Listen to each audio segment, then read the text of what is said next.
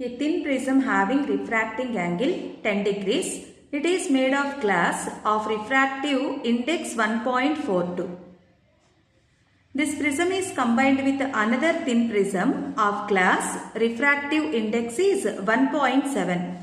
This combination produces a dispersion without deviation. The refracting angle of the second prism should be. In the given question, two thin prisms are combined.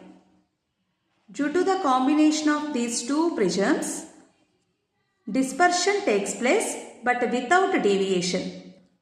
The total deviation produced by the prisms is equals to 0. This is possible when the refracting angles of the two prisms are in opposite direction. A1 and A2. These two are placed in opposite directions. Let us take A1 is plus, then A2 becomes to minus. Deviation formula. The given prisms are thin prisms. So deviation formula is mu minus 1 into A. In place of delta 1, mu 1 minus 1 into A1 is equals to minus mu 2 minus 1 into A2. Given refractive index of the first prism is 1.42.